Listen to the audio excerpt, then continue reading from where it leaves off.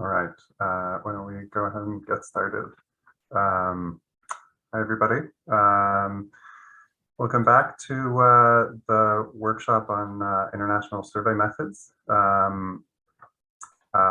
It's a pleasure to have with us today Gero Carletto from the World Bank. He's the manager of the Data Production and Methods Unit in the Development Data Group at the World Bank, and he leads the Living Standards Measurement Survey, which I think he's going to talk to us about today. Gero, thanks for joining us, and we'll pass it over to you. And as usual, Gero's going to present, and then we'll have a chance to have a Q&A before the end of the hour. So thanks again, Gero, for joining us. Looking forward to the presentation. Great, thanks Noam. Thanks Luke for the invitation. Just let me share the screen so we can, let's see, let me know if it works. Okay, so is it working? Yeah, that looks good. Okay, perfect. Okay, so again, thanks for the invitation. So I would start with a couple of disclaimers. I always start with a couple of disclaimers just to make sure that I can frame a little bit the discussion, the presentation and the discussion. So I know that most of your program is focused on Latin America. A lot of the story that you're going to hear today is more focused on sub-Saharan Africa, which is where we are. Over the past few years, we've been spending a lot of time and a lot of effort. But also a lot of the things that you're going to hear today are application to agriculture, particularly measurement in agricultural data. But I think that a lot of the messaging and the lesson learned and the methods are applicable to many other things. So this is, in a way, is part of the evolution of the LSMS. The LSMS it's a program that it was started at the bank about 40 years ago, and over the years, like I just said, there's been this continuous evolution, both the geographic as well as thematic. So, for example, I mean, many of you, since you work on Latin America, might be familiar with the MECOVI program in the 90s, which was co-founded by the LSMS, which was kind of supporting countries in Latin America in improving multi-purpose surveys like the NCOVI, as they're known in the region. But over time, like I just said, once kind of I wouldn't say mission accomplished, but a lot of things were happened in the 90s in Latin America. So the LSMS kind of concentrated a lot of the work in Eastern Europe in the 2000s. And now, over the past 10 years, a lot of the effort has been in sub-Saharan Africa, and with a focus on rural and agriculture, of course, given the importance of the topic. So, as I was saying, the LSMS was created about 40 years ago at the bank. But the one point I want to make, which is in a way, at times is misunderstood. And again, I don't know how much you know about the LSMS, so I'm going to give you a little bit of a 101.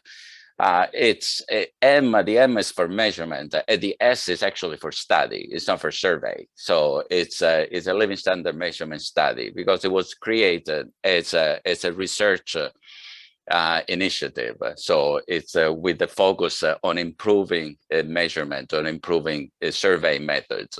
Then, of course, in the process, we also support countries that we collect data.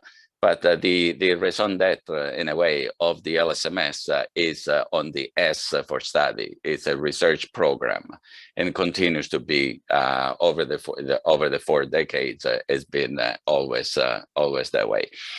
So the original impetus was on measuring poverty, because clearly the bank has a mandate on that. And 40 years ago, if you looked at the World Development Report, the first of World Development Report actually was about 40 years ago. There was a very little numbers, very little figures, very little estimates of poverty. So this is how kind of the LSMS were created. But the LSMS, being a multi-purpose, a multi-topic survey, it's not only concerned with let's call it with the left-hand side, with the indicator, but it's also it's a particular concern with understanding behavior, analyze correlates. So therefore, we're a lot interested both on the left-hand side, on the right-hand side of the equation. So this is why you have an instrument which is through which you're able to connect kind of a different sectoral and thematic areas. So the sampling unit is the household, being a household survey, but also in terms of a data collection, it's like we focus on the household both as a consuming and a producing unit. So and one feature of the LSMS which is important is demand driven. So in a way, it's the country that in discussion with the country and negotiation with the country that kind of determines the ultimate design of the survey. This is why over time you have seen that not every survey is the same across countries, but of course there is a lot of harmonization happening across countries and across instrument. So what do we do? So we focus on five areas. One is we collaborate, again, our main counterparts are usually national statistical offices in countries to produce multi-topic national representative surveys which are made publicly available. So all our data, I mean, I put the link at the end of the presentation, all our data are anonymized, documented, the microdata, and are fully anonymized, documented, and made publicly available. So you can just go to the website or through the microdata library, which is a World Bank repository of household surveys, and then you can click and download. So a lot of the work also involves kind of related to the first point, is providing technical assistance and building capacity in countries. So a lot of our work it involves statistical capacity development in countries, in areas, obviously with a focus on household surveys. But as I was saying before in the opening, one of the main objectives of the LSMS is and remains, to conduct cutting-edge research on best practices and survey methods, and in the use of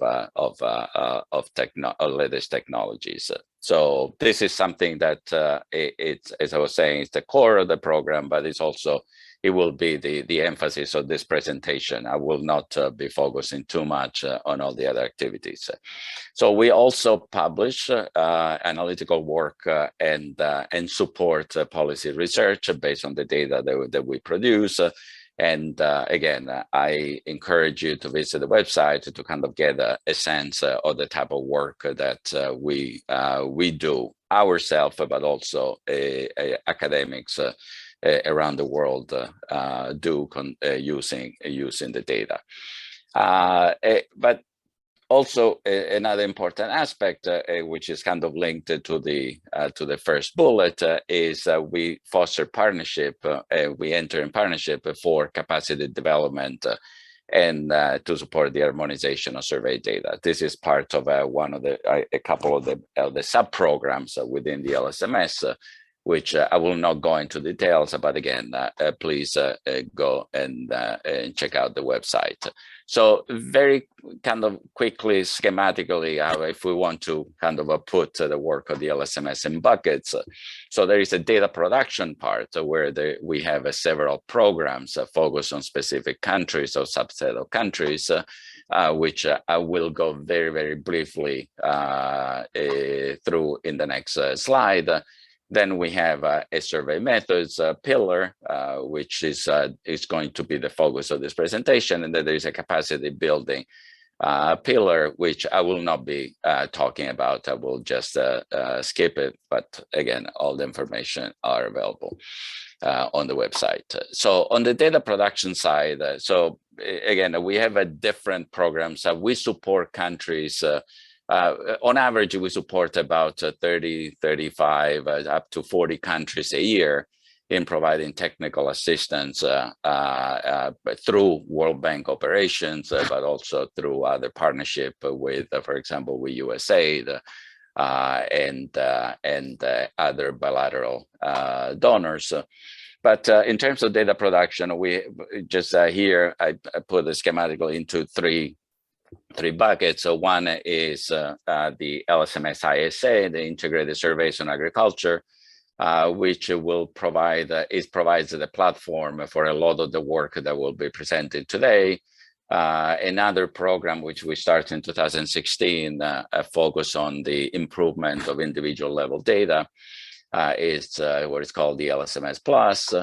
But more recently with COVID, over the past 2 years, clearly with halting of field work, with disruption in field work, so we shifted almost completely to high frequency phone surveys. So in a lot of the countries where we had baseline pre-COVID survey data, so we have been monitoring the situation using high frequency phone surveys. We started on a monthly basis, and now we're shifting to every other month in a number of countries. Here there are some of the stats just to give you an idea of the scope of the work, but I'm not going to dwell on that. So what the rest of the presentation is going to be on the survey methods pillar. So what we've been up to, but also what in the last couple of slides, I just want to give you some thoughts on the direction that we are moving towards, which is, again, it builds on what we have been doing over the past 10 years. So one thing that you will see in all of the examples that I will give you in the next slides, follow this blueprint for methodological research project that we conduct, our modus operandi. So, and this is an important thing to consider, because differently from let's say academic research, where, I mean, I think probably you would have a lot more, it's not an issue of freedom, but you have a more flexibility in the choice of the areas of inquiry. So in our particular case, and again, this is a choice that we have made. It's not something that it was imposed on us. It's like we are after scalable solution. So we're not interested often in a gold standard which cannot be applicable in a low capacity context, which are the contexts in which we work in. But we are more interested perhaps in second best or third best solution that can be scaled up, can be applied in many contexts, even in low capacity, low resource contexts. But at the same time, we want to know how inaccurate we are, the second best and third best. So a lot of the work, the methodological work that we do, the experiment, the methodological experiment that we do, is often validating a second best or the third best option, also take into account the cost consideration, difficulties of implementation, etc., against the gold standard, which is often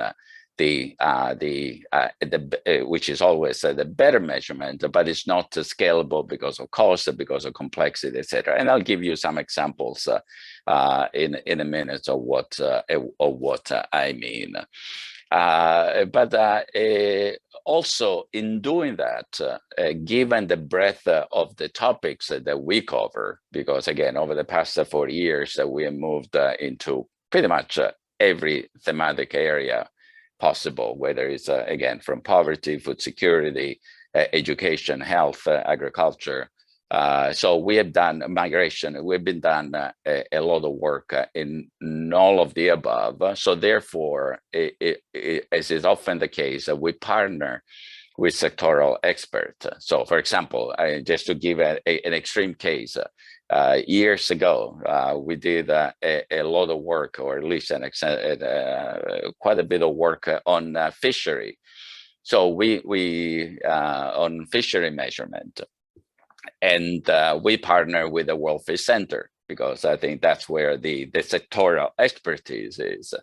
And this is how we have been working over the years. So this is why I can list a number of key strategic partnerships that has supported our effort. All this, and you will see in the example, all the research that we do are geared towards publishing and disseminating operational guidelines, again, to facilitate the scale up, the uptake of the lessons learned and the research findings.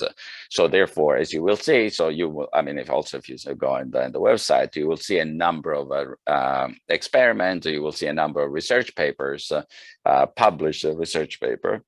But then, so we distill that the information into operational guidelines to basically to apply those improved methods. And we do that also not only through the publication of the guidelines, but also by streamlining, by mainstreaming a lot of this lesson learned into World Bank operation. Like the bank, for example, supports capacity development projects and invest quite a bit in supporting statistical capacity development and statistical operation. So through that, we facilitate the mainstreaming and scale up of the findings. So as I was saying before, the breadth it's wide. So in terms of the work that we do in terms of thematic areas, so I put it here into 3 buckets, but clearly, I mean, it can be rearranged in any different ways. So there's a lot of the work that we've been conducting over the past 10 years. Has been, as I was saying before, on improving agricultural data. Also in collaboration with FAO, with IFAD, and with the CGIAR Center. I mean, but then also we have research on non-ag, and here's the list of some of the topics that we are currently working on. But then also more recently, in the past 3-4 years, we've been doing quite a bit of work, or at least more work on data integration, and I'll show you a couple of examples of that. And so now, just again, let me trying to keep track of time. So I just want to give you kind of a few examples. I'm not going to go into the details of the specific papers, but they're all hyperlinked. They're all in the presentation, so I can share the presentation. So if you're interested in any particular area or topic or paper, I mean, I'll be happy to discuss offline with you. But I will go through 4, 5, 6. I can't remember now because I kept adding a few examples of work that we've been conducting. But given your maybe your interest, kind of trying to abstract perhaps from the specific area, kind of and focus more on the approach, on the methods, which again related to the slide that I presented before, which is what we're looking for here is a way to, for example, in the case of measuring land, which it seems like a trivial thing.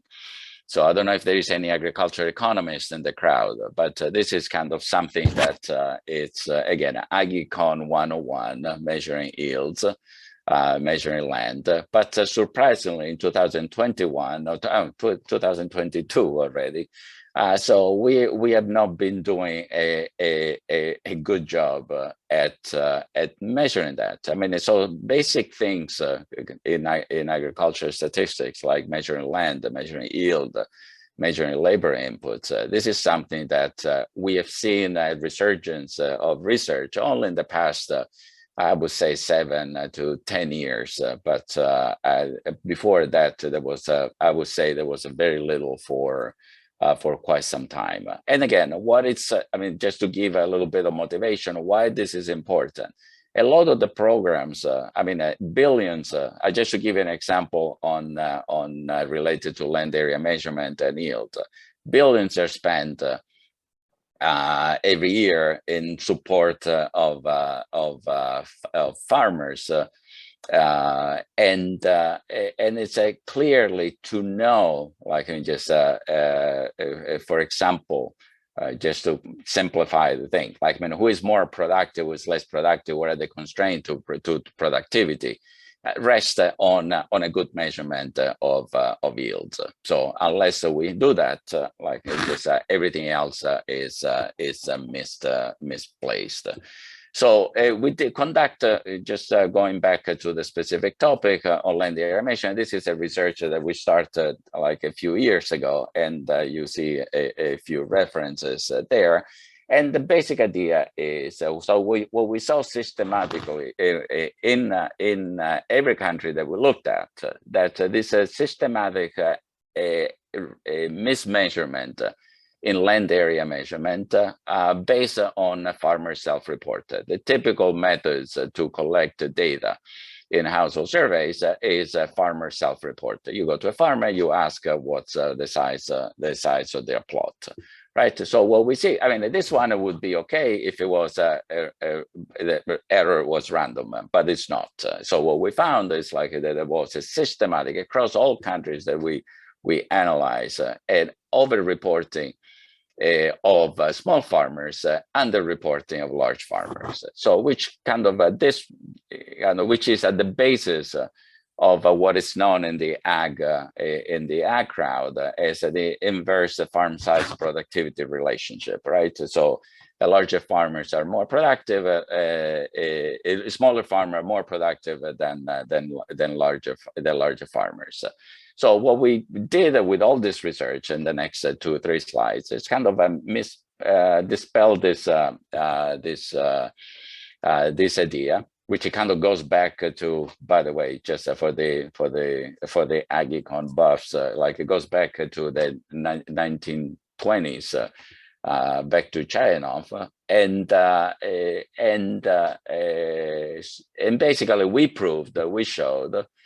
And many other academics after that confirmed that that a lot of the relationship is driven by measurement error. So once you start correcting for measurement error, like I just said, the relationship either disappears or flattens out. So basically what we did is, like, again, in the spirit of the approach that we use for many of those research experiments.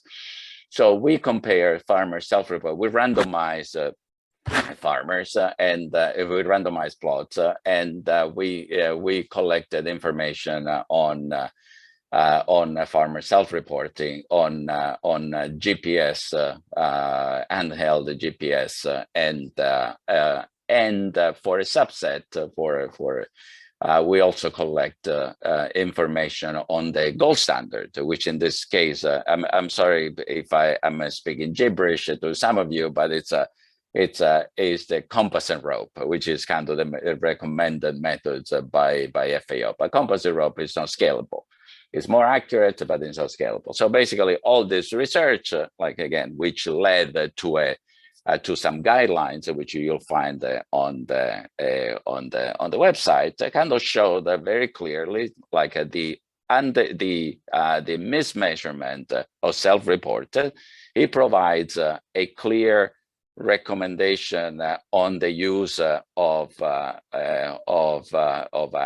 GPSs, which are kind of a quite inexpensive way to collect data, but also, well, it's inexpensive. Let me rephrase, inexpensive, but not always, because, for instance, for very distant plot or for very large plot, it can become an expensive proposition. This is why we now combine in the recommendation, we combine the use of GPS with the collection of self-reported and multiple imputation to get a distribution which kind of gets as closer to the truth as you can get with the available resources and the available capacity. And so this is kind of the type of, again, I'll be going through a few examples, but this is the spirit here. We're looking for a second best, which in this particular case is a handheld GPS device, and inexpensive, because also we tested different types of handheld GPS devices.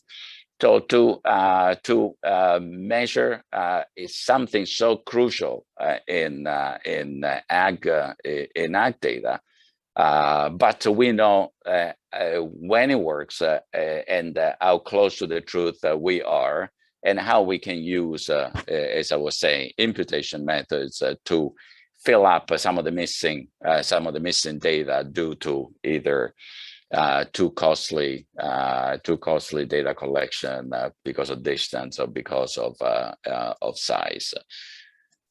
So along the same lines, so in the yield, so yield, it's again for the non-ag, it's production over land.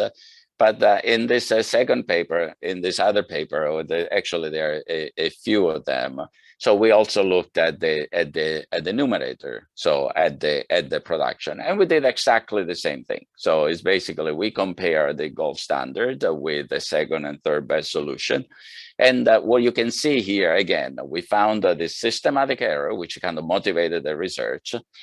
We looked at the number of, we set up a number of experiments in different countries, so in different contexts, with different, for example, number of plots and sample and plot sizes, and we replicate those experiments. We came up with a number of solid recommendation, and we put on a first in research papers and then in guidelines. So here, what it shows, again, if you look at this table or this central pane here, it's like this is the self-reported. And you get what you can see is like, I mean, just different methods, whether it's the crop cutting, which is the gold standard, but also we looked at the possibility to measure through remote sensing, which I will give you more in the next slide. So we're clearly closer to the truth, and this is again based on a number of experiments. Here it's for Uganda, but reproduce this work in Malawi, in Mali, and et cetera, et cetera. So that was the slide before. We were comparing a self-reported of a farmer self-reported of production with a gold standard, a ground-based gold standard. So what we've been doing over the past 4 or 5 years is also try to see how we can better ground truth remote sensing data for yield estimation using using survey data. So it's basically we've been working with Stanford University and Atlas AI to calibrate the remote sensing yield estimation based on remote sensing models. And the results are striking. I mean, it's so if you can see those two little panes, like these two little graphs on the bottom. So in the first one is the uncalibrated model. So this is kind of the what remote sensing models give you. And this is the second one is with the calibrated model based on ground data that we collected on a number of plots using a gold standard measurement, a ground-based measurement. So you can see like that in number terms. So this correction is the overestimation of the remote sensing data, uncalibrated remote sensing data. It was on average about a ton per hectare, which again, this is not Kansas. This is Uganda. 1 ton per hectare overestimation corresponds to about 70–80% overestimation of total yield. So it's huge, and this is something that it can be done. And it can be done at scale because it only requires a small subset. We also did some work to try to determine what is the optimal sample size that you need of ground data in order to calibrate those models for different crops. Obviously, will be crop specific, context specific, and we turn all those that research and those findings into some recommendation on how we should improve the protocols for collecting ground data to create a training data set to inform remote sensing data. So basically what we are doing now more systematically using some well-defined protocols is like, what is the minimum set of data and how do we collect those data? How do we design the sample to select the plots and how many plots do we need in order for the crop X in order to improve on the calibration of the spatial data. So again, this one once again shows how. And this is a point I will try to make at the end, is how do we improve methods in surveys, also how we add value to survey by serving as a calibration tool for other data sources, like it could be satellite imagery, and it kind of not only adds value, but it also complements those other data sources. So very quickly, because I think I'm already running out of time. So a lot of the work also has been going into the use of sensors in data collection. You will see there also another guideline on soil measurement, but we also been doing work on time use using wearable accelerometers. In the case of soil, we've been testing a lot of different options of portable soil quality, soil fertility measurement. Again, once again, compared to a gold standard. In this case, the gold standard it's a lab, wet chemistry lab measurement, right? So all these things. Again, I go in the spirit of how do we improve on the measurement of land quality, given the misreporting of farmers. And again, these are like I apologize for the non-ag people, but these are like a huge implication in terms of investment in fertilizer subsidies, which are kind of huge in those contexts, in terms of supporting input distribution. So I think again, I think the motivations are there for doing this kind of research. I apologize again if it's kind of it takes a bit away from your main areas of interest. But I think a lot of this the methods do apply, and the approach in how we develop those methods and those recommendations applies widely. Same thing here, and I'll give you with this and one more example, and then I'll skip it. It's like we've been doing quite a bit of work on jointly with CGIAR on seed varietal identification. Again, self-report farmers. Unfortunately, you'll be surprised how well you can see here from this graph. Like I just said, so there is a very little correlation between what the farmer tells you and what the actual seeds are. What they're planting, and clearly, again, these are huge implications in terms of productivity, in terms of input use, et cetera, et cetera. So again, following the same methods, we came up with some strong recommendation on how to do it, and we showed in the case of in this particular case, the DNA fingerprinting, which is something which is can be prohibited, can be complex, but it can be done. It has been done. It has been done in several countries. So it kind of, in a way, we also dispel this this idea that you cannot do it. Like, no, you can. I apologize for the many numbers here, but I thought I wanted to give this example because this is probably one of the areas where probably over the next years you will see most improvement, or at least the most improvement is needed, particularly because land productivity now is one of the SDGs, so there will be a push for improving how we measure land. Same thing, we randomize different methods. The recall methods is what we usually use in household surveys, highly inaccurate. So we compare with a weekly visit, in-person visit, but also we try to implement those weekly diaries by phone. So again, what we see here that so they're like huge differences, which is kind of, this is based on a paper that colleagues produced a couple of years ago.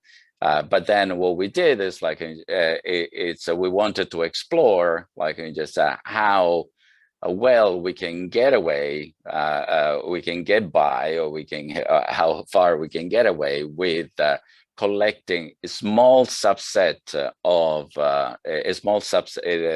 collecting gold standard measurement, like it could be the weekly in-person visit, or how well performs a weekly phone call vis-a-vis the recall methods using imputation methods. So, and here what we see, I mean, again, I would suggest that you look at the paper, but the main point here that I want to make are two.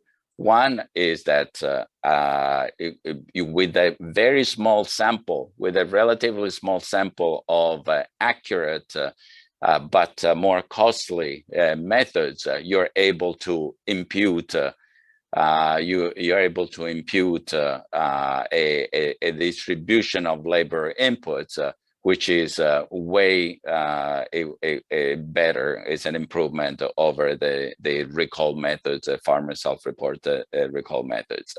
But also the research also show, like we just said, you will see in the paper, that doing that through not in person but through a phone survey is actually, it's not as good, but it's good enough. And in many cases, it might be in most cases, it's much of an improvement over the methods that we currently use. So this is like, oh, I forgot about this, but again, I will send you to the Survey Solution website. I know you collect a lot of data. I don't know if you're familiar with a CAWI survey platform that we have developed at the bank. Is now open source. but it's freely available. So if you click on this link, it will take you to the website. But here it was just to make the point how we've been using the survey solution, or you can use any other platform, but clearly this one has some embedded features that facilitate kind of the use of survey solution for survey management and quality assurance. So using the GIS capability, but also using the paradata that they're generated during data collection for remote monitoring. And again, these are kind of part of the work that we are pushing these days on how we can develop better tools for remote monitoring of field operation using paradata. Basically, by paradata, you know what I'm referring to is like every click that you do or you don't, every movement that you do kind of leaves a trace. So we analyze those traces, those breadcrumbs. And in almost real time, we're able to provide input to the field supervisors and to the enumerators. And so that's something that, again, if you're interested, I'll be happy to also direct you to the people that they're working on a survey solution. Just one last slide on future direction, on things that we are currently working on, but we'll be pushing more in the next few years. This is also aligned with some of the recommendation that we recently made at the UN Statistical Commission as part of the Intersecretariat Working Group that I'm co-chairing. Again, this is how we reposition household surveys, how we improve the value added of household surveys for the next decade, and what are the particular priority areas which we think are most important to focus on.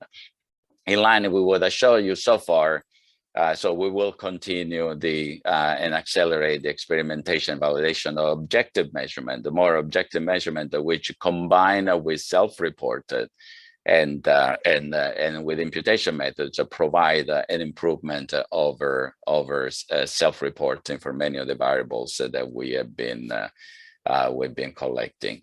The other big push will be on the collection of individual disaggregated data. So as I show you, well, in one of the buckets that I showed you before, so we've been doing quite a bit of work under the LSMS Plus on individual data, mostly focused on asset ownership or labor. So over the past in the next years, that we're trying to focus more on other areas like nutrition and financial inclusion, et cetera, et cetera. So these are kind of areas that we are already start working on. Big push for mixed modes interviews, what we have seen, and again, COVID kind of pushed us to see it. So how we can combine, how we can use, not only us, we can use, how national statistical offices in low-income countries can use phone surveys, and particularly combine in mixed mode with face-to-face surveys to improve both on the accuracy, on the frequency, and the timeliness of survey data. So kind of complementing the face-to-face survey that continue the push on integration of survey and satellite imagery in the remote sensing data, both in ag and in non-ag. So for example, possible applications which are already out there. It's in the area of poverty and food security and nutrition. But again, here our mandate is to provide both the protocols and create those training data set, those layers, which can be used to train satellite imagery, remote sensing model.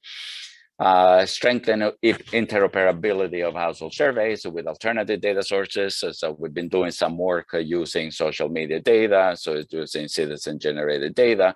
But I think this is, to me, is an area which has a huge potential to add value to household survey. And it boils down to how we use, how we exploit the probability-based samples of household surveys, the representativeness of household surveys to improve and calibrate and validate and correct for bias of a non-probability sample, like it could be social media data or citizen-generated data and the like. So this is an area we'll be we are already working on, but we see as a potential, a lot of potential for future in the future. So in line with what I presented, like the use of imputation methods in combination with self-reported to improve on the accuracy, but also reduce cost. We are planning to further develop tools and functionality for survey solution, particularly in the use of survey solution for remote management. Now, survey management now with we've seen it during COVID, but remote supervision. Field supervision has become very important. And the idea here is like to further develop and refine the tools that we have to be able to do that, both for survey supervision, but also for remote training, because a lot of the training we've been doing over the past couple of years has been remotely. And for that, we had developed some tools, some material, but we plan to do a lot more in the future. In conclusion, which kind of draws from what I hope draws natural from what I've been talking about. So positioning household survey require constant innovation. Despite the clear challenges that COVID-19 is accelerated, we have seen, I mean, here I put a link to a number of publications that we have been producing with the UN Statistical Division, based on a survey of a National Statistical Office that we've been conducting over the past year and a half. And what we see is that a lot of, most of, if not all of National Statistical Offices have embraced this transformation. They're now using a lot more non-traditional data sources, which are not, until a few years ago, not very common in official statistics. But again, so COVID pushed us, but I think there is a lot more that remains to be done, particularly in terms of ensuring that those data collections are properly validated and probably calibrated, because they come with innate biases, they come with clear biases that needs correction. Technology provides opportunity, but also requires a validation. And it's the point I was making before. The challenge here, how we continue to add value to household surveys. And one way is through this enhanced interoperability that I was referring to before. And this is because, I mean, I don't know, I mean, you are in the profession, so you have followed kind of the discussion over the past few years with new alternative data sources, with satellite imagery, I think big data. So there is there's been this big push for replacing, not big push, but a kind of some discussion about replacing a lot of all over the household surveys with alternative data sources. And in my personal opinion, but again, I'll be happy to discuss during the with you. I mean, we're not there yet.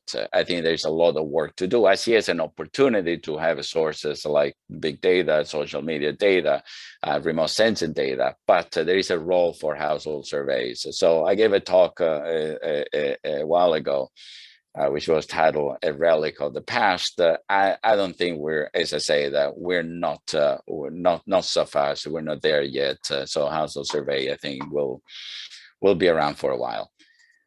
Here are the links, the website, and if you have any question, you can send us an email at lsms@worldbank.org.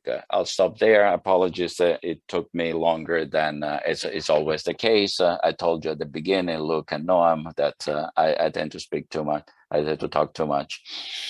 Thank you again for the invitation, and happy to answer any question. Great, thanks so much for sharing all that information. It was really interesting work that you're doing.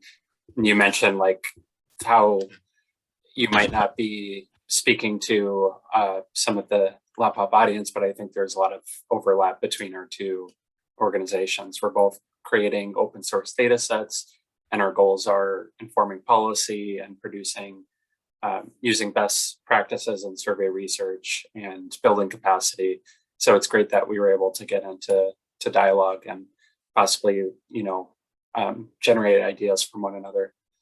So just have time for a few questions from the Q&A. So starting with Tom Mustillo's question, he said, you mentioned efforts to harmonize data and also data integration projects. I wonder, are the emergent norms and technologies of linked open data and fair data principles on your radar and a part of efforts as you develop these resources?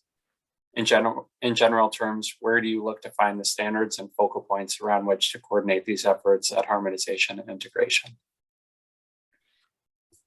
Okay, so as I was saying in the beginning, I mean, the LSMS was started as a custom build survey in different countries. But as you have seen, I mean, as you can see also from the data from the instrument, if you look at the instrument over the past 10 years, there's been a lot of harmonization. Now, a lot of the surveys, and to me, the harmonization starts we created those standards. So we need to come up with the standards in order to have people rally around those standards. Because if you go to a country, the first thing they're gonna tell you, I mean, it's go to country E, like there is a full name behind the E, like that. So after 50 years of doing, 20 years of doing certain things a certain way, so if you want to change things, so the first thing that they're going to be concerned about is comparability over time. So it becomes difficult. We want global comparability cross country, right? We want adoption of international standards or commonly accepted standards. Countries that want, first and foremost, so there is always this friction between the over time comparability the country certainly prioritize with the cross-country comparability. So the way we do it, as I was saying, is by supporting the creation of those standards, and often we do the creation of those standards both with countries, so they own those new standards, but also with the sectoral expert and the organization that had the mandate. For example, just to give an example, a lot of the work that we've been doing on labor standards, for example, how we move a country towards the new CLS definitions of work and employment, we do with ILO, because ILO has the mandate. So ILO ultimately has the mandate to promote those standards, but we work with them and we use the LSMS as a platform to validate those standards. We create those standards, and then together with the mandated agency or with a larger group of countries through the UN Statistical Commission, for example. So we promote those standards, and that's so I'm not sure whether I answer your question, but to me it's about so getting the buy-in before, but also recognizing the challenges and limitation of moving a country from what they've been doing to what they should be doing. Also in consideration of the fact that by doing that, you break the series, right? So, and then another thing that we're trying to promote is like in them breaking the series, to try to collect data that helps us link the series. So for example, to do back projections with the new data. So these are the kind of things that we use to, again, resolve or at least partially resolve this friction between improvement, which breaks comparability with the need for better methods and better standards. Okay, great. So the next question is from Hagain Manasayan. Sorry if I'm butchering that. She says, thank you for your presentation. Please elaborate a bit more on multiple imputation. Are there established limits for imputation, like some sort of percentage? So if you could just talk more about that process for multiple imputation. I think that was in reference to the measuring land area. And then second part of that, the poverty studies use the term headcount ratio. How is that measured? Okay, so this, and again, I mean, I think this is, we can, happy to have a longer talk with you, because clearly, if you want to talk about headcount ratio, poverty, severity, et cetera, all DP indicators, like, I mean, I think this is something that I'm happy to send you references, but just very briefly on the headcount, I'll start with the headcount because, this is kind of has been the way we measure. This is the P0, like we measure poverty at the bank, but also we use P1 and P2 to measure severity and depth of poverty. It basically measures the number of people below a threshold. This threshold can be a national poverty line, or it can be the PPP poverty line, which is what the bank uses for global comparison. But if you see in the SDG, for example, now, differently from the MDG, so you have both the threshold, both the poverty lines. So you have the national poverty lines, which is the countries are responsible for, and that the bank is a custodian for the PPP indicators, which allows a comparison across country. This is, but again, on the head count, we can. I'm not sure whether you want to discuss the value of using the head count versus other indicators, but this is usually what we use to measure poverty. It kind of gives you a head count of 30%. It tells you 30% of people are poor, which can be below the PPP of $1.9 per capita, or it could be the national poverty line, which can be above or below the 1.9.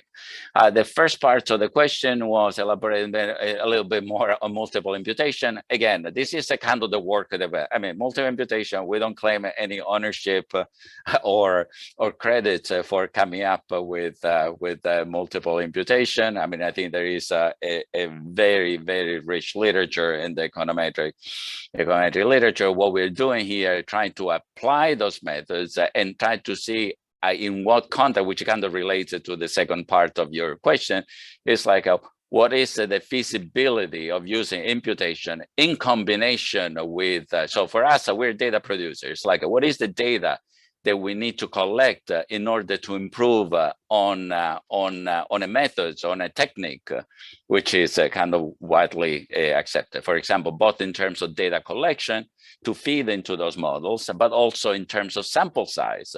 How much sample size do we need? And this was the work I was trying to show you with the labor. If you look at the paper, the second paper on the labor slide, this is exactly what it is. It's like, how do we use what is the sample size that we need to get a good prediction out of an imputation model, and what is the data that we need to collect as a data producer or as country in order to come up with an imputation model that works. And that kind of applies, again, a lot of the application are on ag, but as I say, that we don't claim any any credit to improve imputation methods. So we're just apply the imputation methods, but trying to use that technique to inform our data collection and what we need to collect and how we need to collect.